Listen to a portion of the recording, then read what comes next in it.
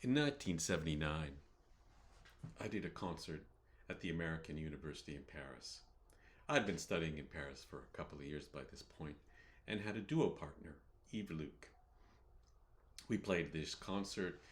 We played some Scarlatti, some Domenico Cimarosa, some Spanish music by Albanese and Granados.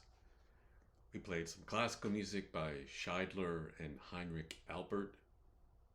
And then we finished the program with some Scott Joplin and transcriptions. At the end of the concert, we went to a bar and had a meal, and I was seated beside a young man from uh, Germany who was doing his PhD in philosophy.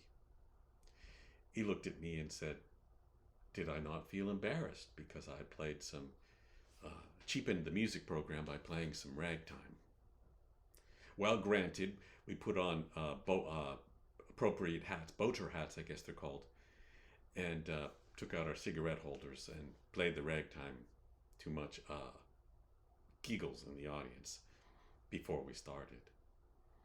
I looked at him and said, and I didn't say anything. I just looked at him as if he had a handicap, a mental handicap, that there was something the matter clearly with his brain. He restated his point and intensified it, asking that, why would I cheapen the musical experience by playing this stuff? So I looked at him and said, well, we played some first-rate music on this program. We played first-rate music of Scarlatti and Cimarosa, Granados. We played some second-rate music. This Scheidler sonata was okay. It was being played a lot in those days. And we played some third-rate music, Heinrich Albert. But we also finished with first-rate music. The ragtime music was absolutely first-rate. And I found it difficult to understand why he didn't understand that. I'd grown up, of course, in Canada. And some of my favorite teachers at university were playing ragtime music. Ragtime music felt like it was part of my musical heritage. So in a sense, he was dissing where I'm coming from.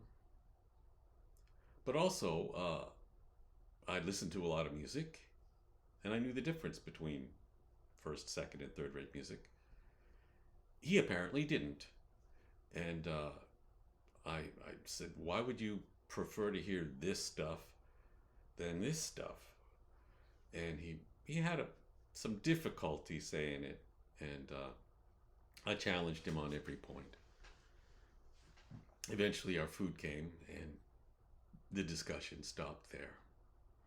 Later on, I was to play Heinrich Albert's music with colleagues at guitar festivals, but sometimes we started in different places. I found the music was way more fun and less predictive when we started in different places, because there were sounds that you couldn't, have anticipated.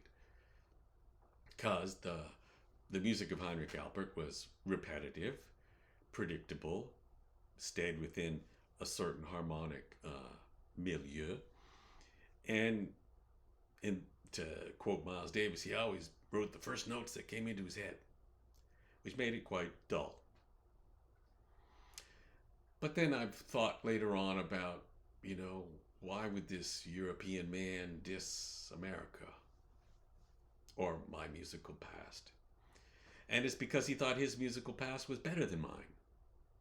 And I suppose many colonial attitudes are like that. That, these newcomers can't have done anything as good as we've done. Now that's a problem in evolution, of course, because if you don't accept new ideas, your old ideas can encounter problems and just die out. So I felt perhaps that this was more of a colonial attitude, that people from North America couldn't possibly have the musical sophistication as a European could. So I guess this week's episode is Colonialism in Music, Part 1.